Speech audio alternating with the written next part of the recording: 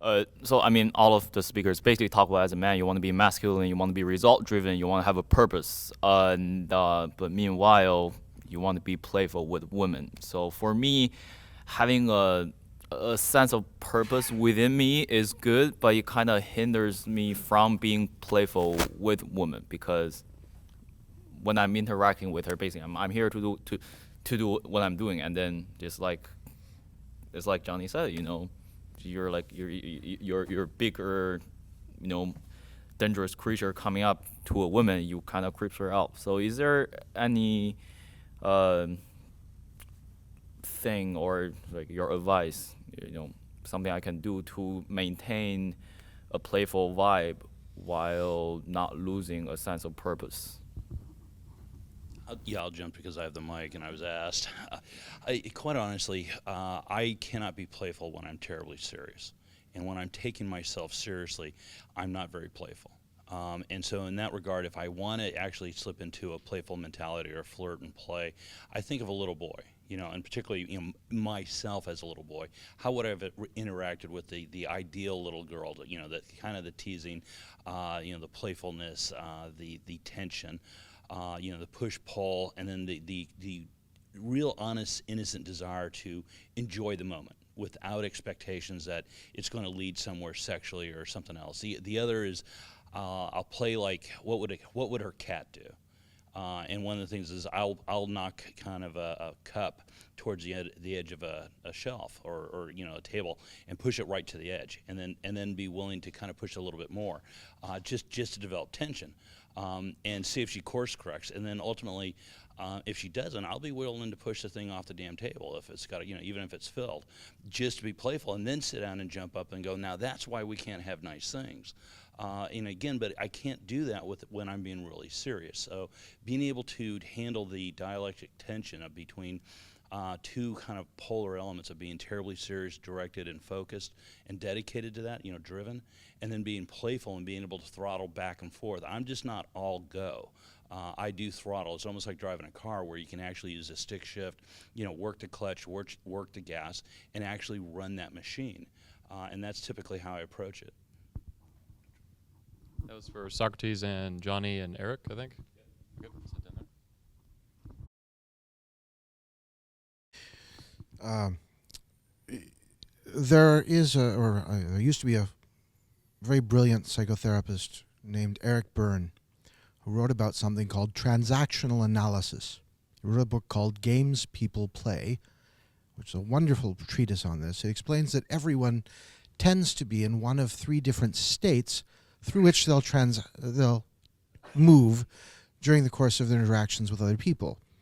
They'll either be in parent mode, adult mode, or child mode. Some people will immediately go into child mode when someone else is in parent mode.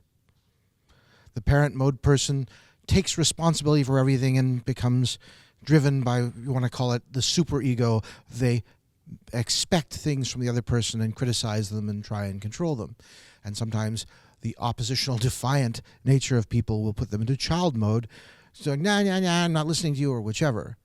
Generally speaking, amongst my peers, whether male or female, I try to spend all of my time in adult mode or in child mode.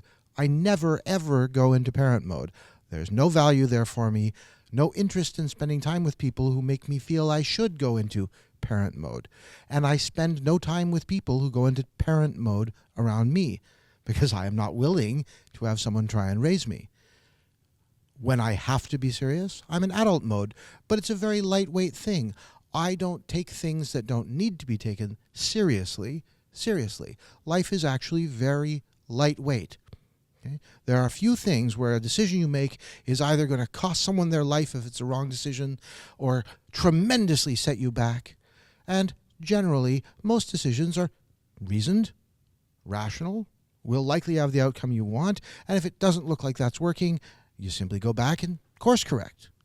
As soon as I'm with people whom I trust and I feel confident with, or in circumstances where I know that whatever happens, I'll grab the reins if I need to for a few moments, course correct, and then be able to return to it, I spend my time in child mode, being playful, being light, attentive, frivolous, sometimes glib, because why not?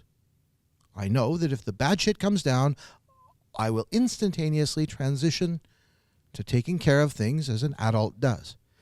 The rest of the time, I treat things very lightly.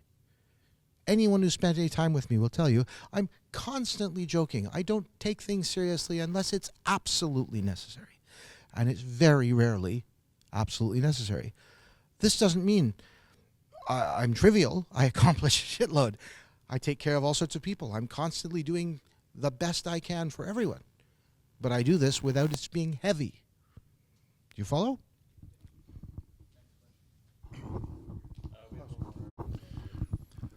I think you really got to respect the fact that, in my view of the world, I think laughter and playfulness is one of the highest states of consciousness that you can reach. And the ability to understand that and do your own stuff and get it out of the way.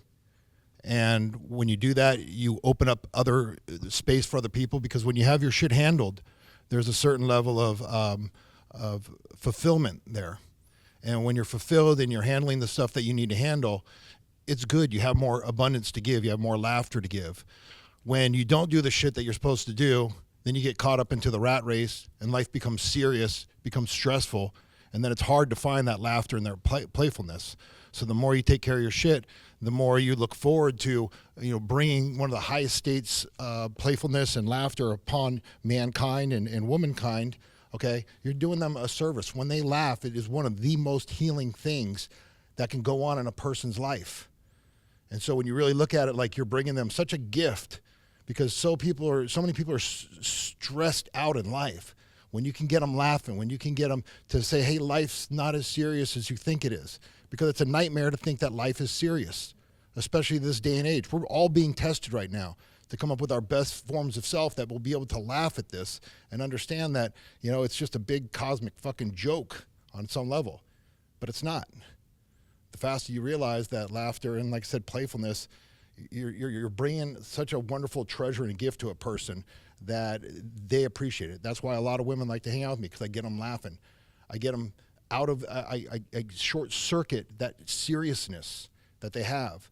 And then that's how I personally look at it, is I want to help them and heal them. The best way to do it is get them to laugh and to look at it through humorous eyes.